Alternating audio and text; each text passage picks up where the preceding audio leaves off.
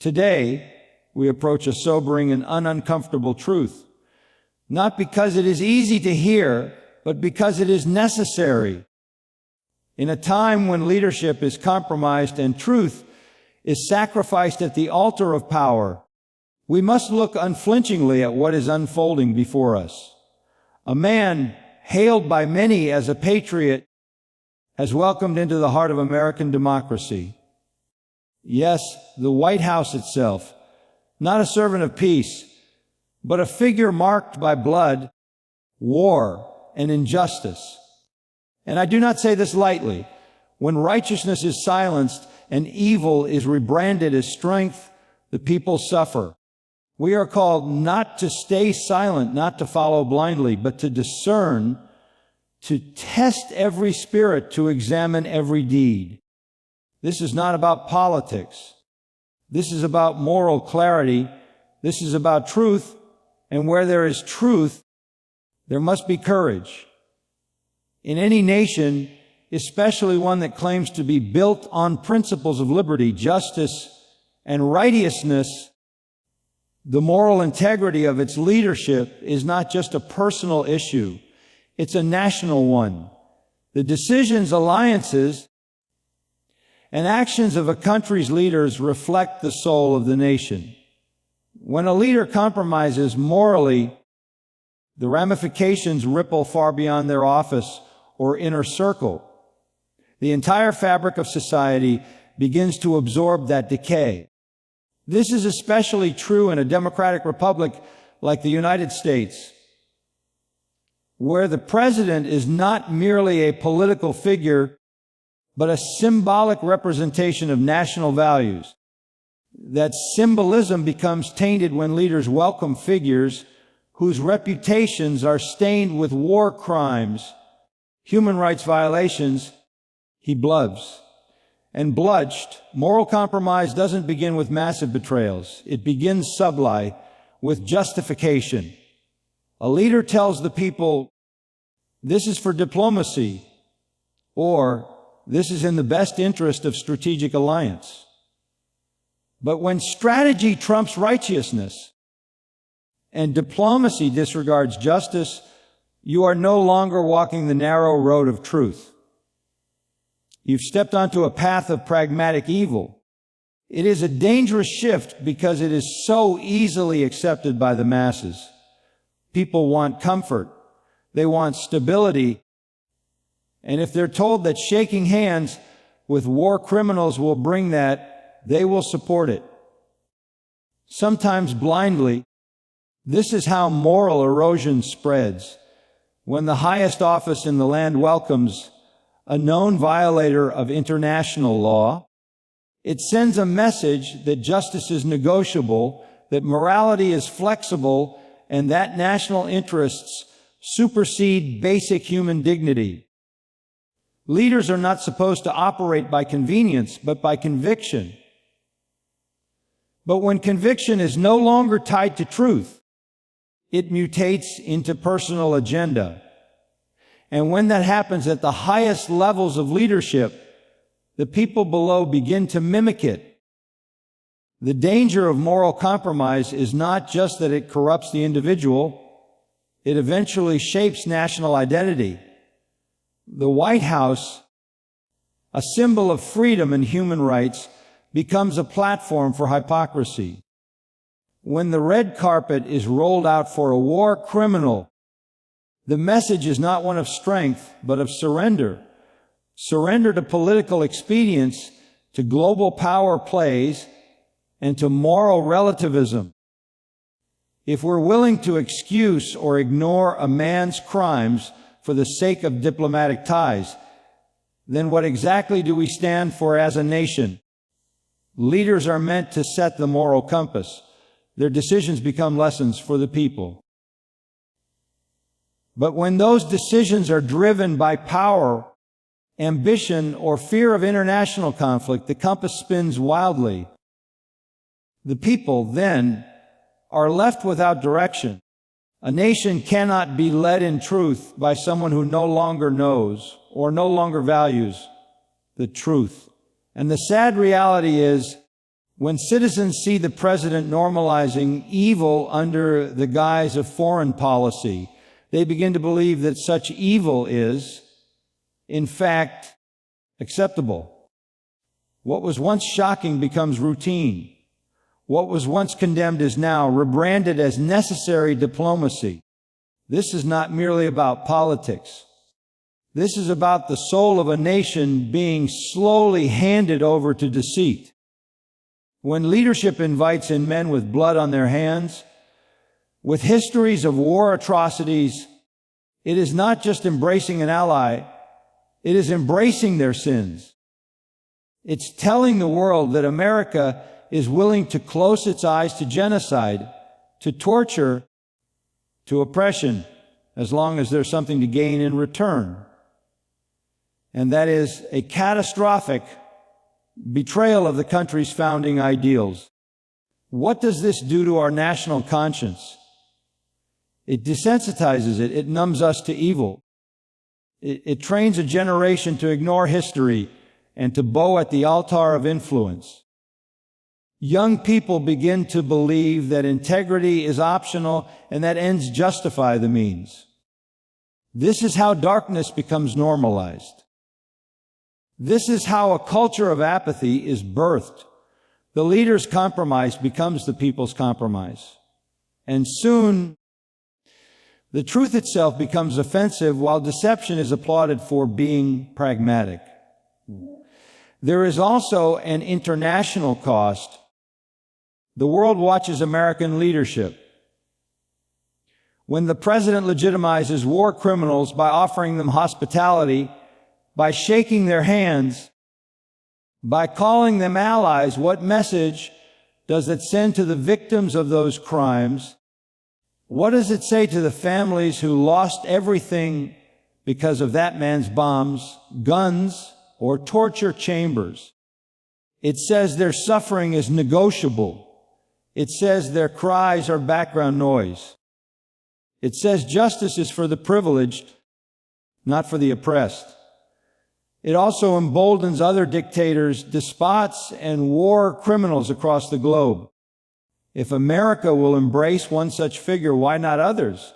If there is no accountability, no standard, then global evil finds validation in the halls of what was once the world's moral beacon. This is not theoretical. It is deeply spiritual. Leadership, at its core, is a moral responsibility before it is a political one. And when that responsibility is discarded, the consequences are eternal. We are called as a people to discern. And when a nation fails to do that, when it follows a man simply because he promises strength while shaking hands with evil, it ceases to be a light and begins to cast shadows. The truth must still matter. There must still be a standard. A war criminal is a war criminal, no matter what title he holds or how beneficial his partnership may appear. The church must not be silent. The faithful must not look the other way. Because when truth is no longer the foundation, everything built on top of it will eventually crumble. Leaders rise and fall, but the consequences of their moral compromise remain in the fabric of the nation long after their term ends. And in this case, history will not forget that a man once welcomed a war criminal into the house that was meant to stand for justice, liberty, and peace. When a sitting president of the United States opens the doors of the White House to a known war criminal, it does more than spark controversy. It strikes at the foundation of American values. The White House is not just an administrative building. It is a living symbol of liberty, justice, democracy, and moral leadership. Every guest welcomed there is a reflection of what the nation endorses or is willing to tolerate. So when a war criminal, someone accused or proven to have committed atrocities against humanity, is not only welcomed but honored with formal reception and political camaraderie. It sends a message that runs completely counter to everything the United States claims to stand for on the global stage. American values, as declared and promoted, are routed in the defense of human rights, the pursuit of justice, and the preservation of peace. These principles are often cited when the U.S. involves itself in foreign conflicts or intervenes in humanitarian crises. Yet these very ideals are shattered when the nation's leader chooses to legitimize a man responsible for war crimes through a handshake, a photo opportunity, or an official visit. It is not merely a lapse in judgment. It is a deliberate act that redefines the boundaries of acceptable conduct in international relations. It teaches the world that America is willing to abandon principle when power, politics, or economic gain are on the table. The hypocrisy in this moment is not lost on global observers. Nations that once looked to America for moral clarity are left confused, even disgusted, victims of the war criminals regime. Those who've lost children, homes, families, or even entire communities watch in disbelief as their oppressor is welcomed with dignity. These victims do not have a voice on global media platforms. They are not seated at United Nations summits. Their stories are often suppressed, forgotten, or dismissed. But when their perpetrator is honored in the Oval Office, it is a symbolic erasure of their suffering. It tells them that the truth of their pain has no weight in the grand calculus of political strategy. Moreover, it deeply distorts the narrative of what leadership means. A president's actions are always larger than life. His guests become symbolic endorsements. His silence becomes consent. So when he receives a war criminal without public condemnation, without any attempt to hold them accountable, it becomes a quiet affirmation that morality is expendable. It shows that war crimes can be overlooked if the perpetrator holds strategic significance or geopolitical value. It suggests that justice is not a universal standard, but a weapon used only when convenient. This erodes America's credibility in matters of international justice. How can a nation demand accountability from other leaders or foreign regimes when its own president embraces the very men it would otherwise condemn? How can it promote the rule of law abroad while dismissing it at home? The inconsistency undermines diplomatic efforts, weakens alliances based on shared values, and offers ammunition to regimes that would rather dismiss human rights altogether. They can now point to this moment and say, even America does it. But it also damages the internal moral compass of the nation. For decades, Americans have been told they are citizens of a country that stands for what is right. This national identity has been tied to the legacy of fighting tyranny, liberating oppressed peoples, and standing on the right side of history. Yet when that identity is contradicted so blatantly by welcoming a war criminal, it creates a moral crisis. Citizens begin to question the sincerity of their nation's values. Veterans who served believing they were fighting for justice now watch those ideals mocked in the very place they were told represented their cause. There's also a generational cost. Young people growing up in a world where war criminals are legitimized by democratic leaders are being taught dangerous lessons. They learn that morality is subjective, that justice can be set aside when inconvenient, and that leadership is about deals, not character. It's a slow but corrosive transformation of civic understanding, and it opens the door to apathy, cynicism, and moral numbness. If a war criminal can be honored, then who else can be excused? If justice is negotiable, then what is it worth? Welcoming a war criminal doesn't just undermine American values. It desecrates them. It takes words like freedom, democracy, and human rights and empties them of meaning. They become slogans instead of standards. And while the political machinery might move on, the consequences echo far beyond a single administration. This moment will be cited in history books, remembered by survivors, and leveraged by tyrants. It will become a benchmark of how far a powerful nation was willing to fall for the sake of perceived strategic benefit. Internationally, the repercussions extend to future diplomatic negotiations, treaties, and alliances. How will nations oppressed by warlords or tyrants trust America when it so willingly aligns itself with similar figures?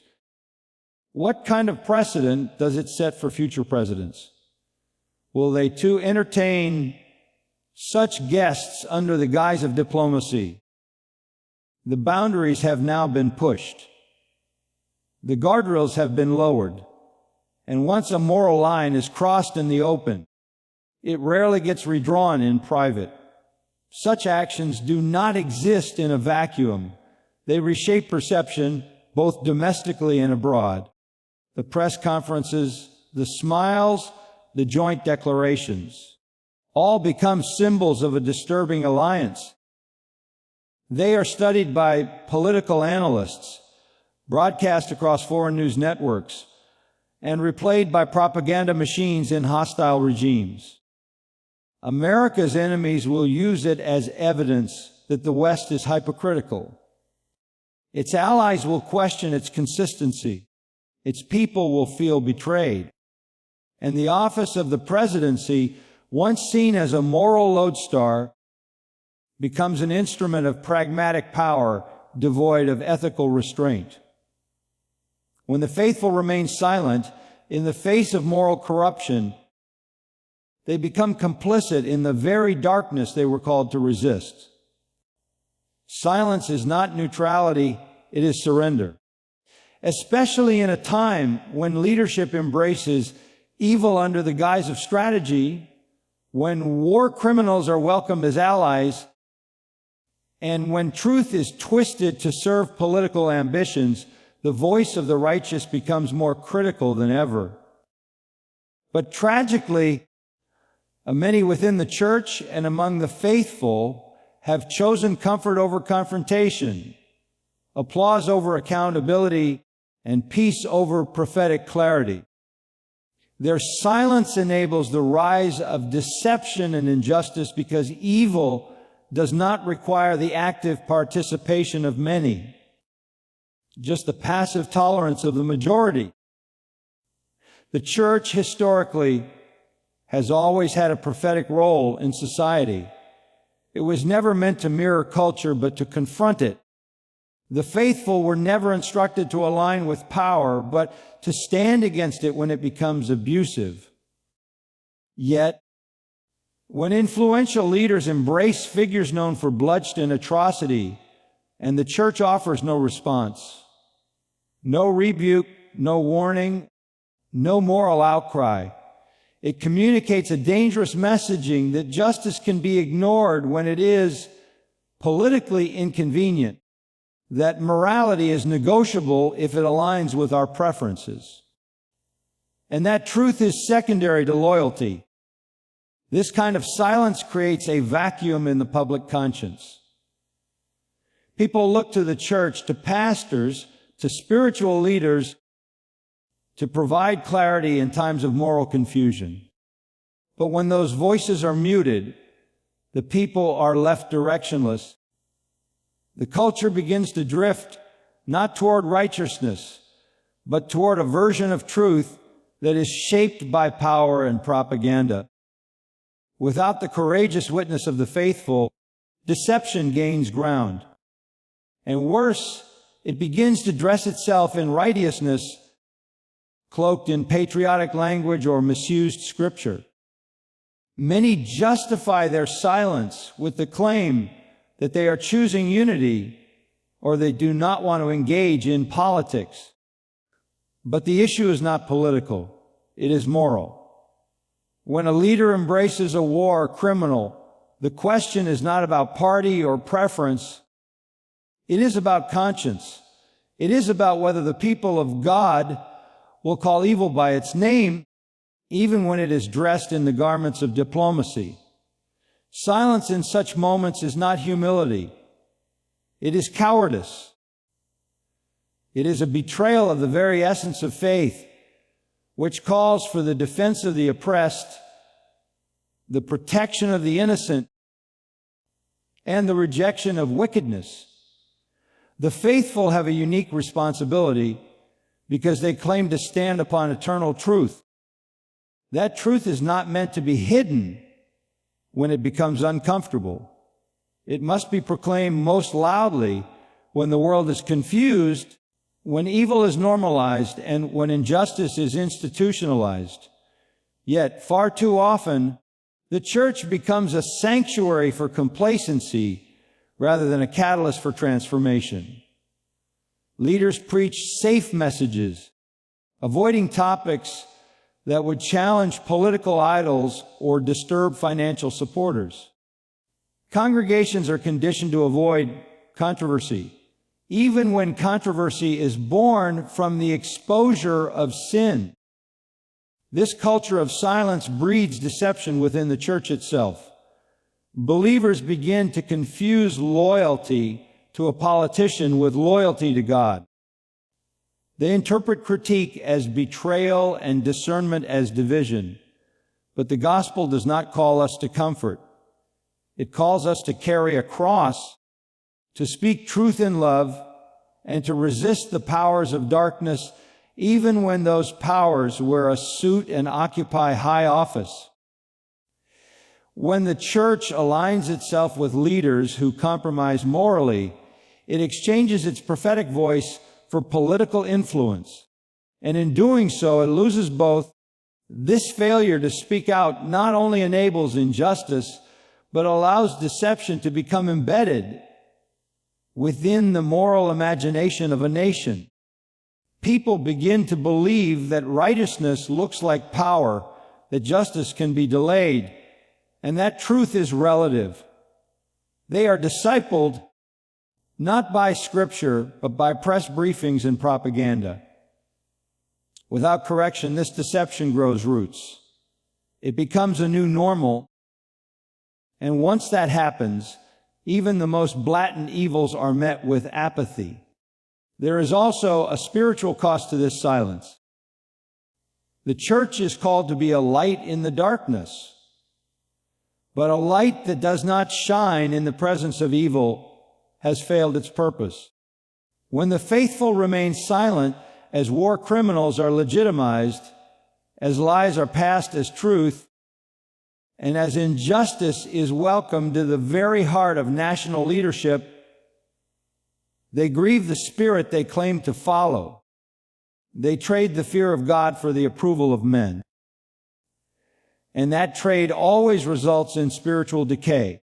History shows the tragic consequences of such from regimes that rose unchecked to atrocities that went unchallenged.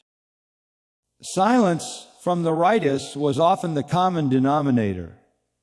It was not that the people agreed with evil. It was that they feared the cost of resisting it. And that fear allowed evil to spread unopposed. The same pattern is being repeated. As long as the faithful choose silence, the systems of injustice will continue to operate without interference. What the world needs now are not more comfortable churches, but courageous ones. Not believers who blend in with the culture, but who confront it. not pastors who remain silent in the presence of political idolatry, but who speak as watchmen on the wall. The moment demands it. When truth is on the line and justice is perverted, silence is not a neutral act. It is a betrayal. The rise of deception and injustice is not simply the result of wicked men doing wicked things. It is also the result of righteous men doing nothing at all.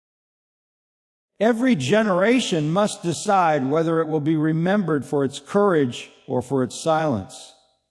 And in this moment, the line has been drawn. A war criminal has been embraced, evil has been normalized, and the faithful must now choose whether they will remain quiet or whether they will finally speak.